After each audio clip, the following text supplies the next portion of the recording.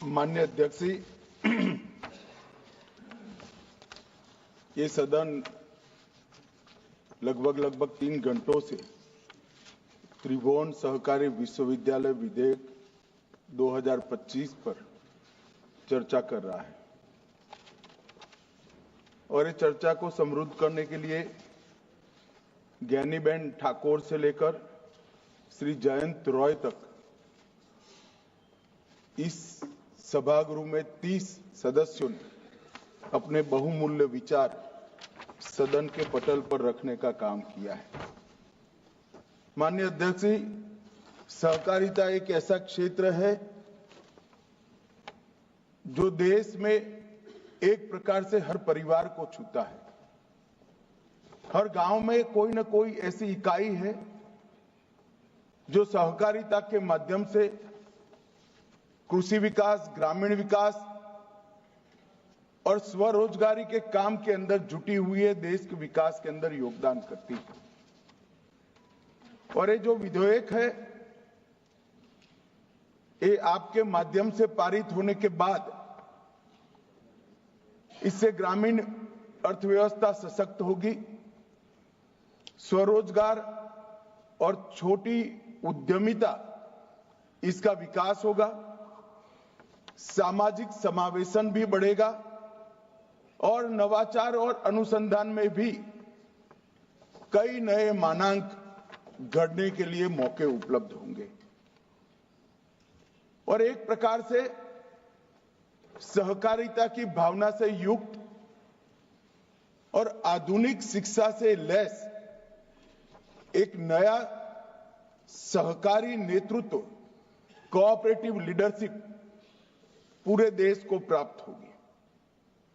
और मेरे लिए एक प्रकार से सौभाग्य का विषय है कि विधेयक को आज मैं सदन के सामने प्रस्तुत कर रहा हूं। इस सहकारी विश्वविद्यालय की जो कल्पना आई, उसके बाद इसका नाम रखने का जब सवाल आया तो इसको त्रिभुवन सहकारी विश्वविद्यालय नाम रखने का निर्णय हुआ। मान्यवर, त्रिभुवन सहकारी विश्वविद्यालय जो नाम रखा, उसके पीछे सहकारिता का दुनिया भर को आश्चर्यचकित करने वाला एक मॉडल और गांधी जी के सिद्धांतों से युक्त सहकारिता के सिद्धांतों के आधार पर ही प्रामाणिकता के साथ पूरा जीवन व्यतीत करने वाले एक व्यक्तित्व की भी इसमें बात आती है।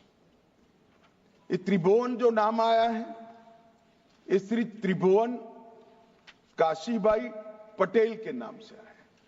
और ये त्रिभुवन भाई पटेल वही व्यक्ति है जिन्होंने मान्यवर अमूल की नींव डालने का काम किया। आजादी के पहले गुजरात के आनंद खेड़ा जिले के अंदर किसानों का दूध वहां से मुंबई की पॉल्सन डेयरी में जाता था। एक दिन कुछ किसानों ने दूध के भाव में बढ़ोतरी का मांग किया, पॉल्सन डेयरी ने दूध लेना बंद कर दिया। किसान असहाय हुए, त्रिभुवन भाई के नेतृत्व में सरदार पटेल के पास गए तो सरदार पटेल ने कहा, अगर आपको गुलामी ही करनी है तो शोषण का भी सहन करना पड़ेगा, और अगर गुलामी नहीं करनी है, शोषण सहन नहीं करना है, तो आपकी एक कोऑपरेटिव सोसाइटी बनाइए और आपके दूध का व्यापार आप खुद बनाइए। और वहां एक पहली छोटी सी एक गांव की कोऑपरेटिव बनी जिसमें 250 लीटर दूध एकत्रित होता था। वहां से लेकर विश्व की सबसे मजबूत कोऑपरेटिव ब्रांड अमूल तक की ये यात्रा त्रिभुवनदास पटेल ने।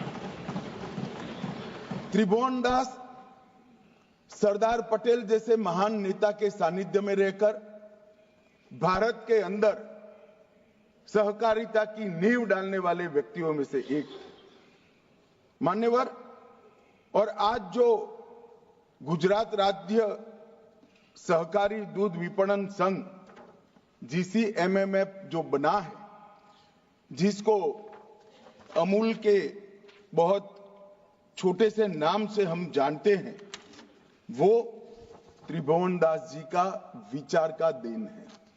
और मान्यवर, 1-250 लीटर से शुरू की हुई अमूल की यात्रा जो 1946 के अंदर गुजरात के कस्बे के अंदर शुरू हुई, वो आज भारत का सबसे बड़ा डेयरी ब्रांड बनकर विश्व के सामने उपस्थित है।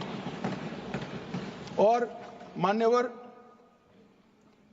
अमूल का मॉडल जो है वो आज इतना विकसित हुआ कि मैं जब स्थापना हुई तब की तो बात नहीं करता, मगर 2003 में अमूल का टर्नओवर 2882 करोड़ था।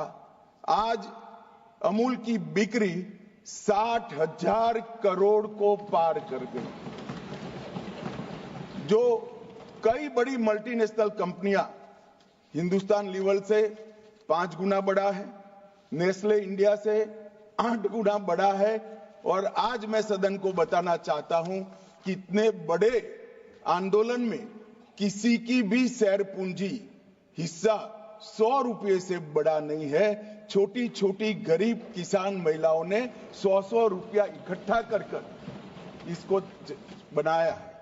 और आज जब हम सब चीज को आश्चर्यचकित होकर पूरी दुनिया देख रही है, और अमूल का ग्रुप टर्नओवर दूध के अलावे कारोबार का मिलाकर 90,000 करोड़ तक पार कर गया है। गुजरात की 36 लाख महिलाओं को स्वरोजगारी देने का काम हुआ है।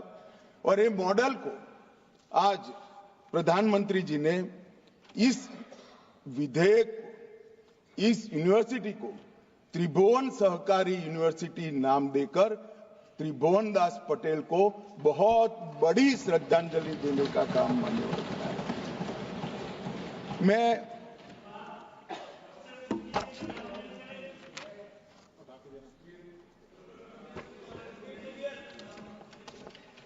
मान्यवर, मैं इस बिल की जरूरत क्या है उस पर आने से पहले थोड़ा बैकग्राउंड बताना चाहता हूं। मान्यवर,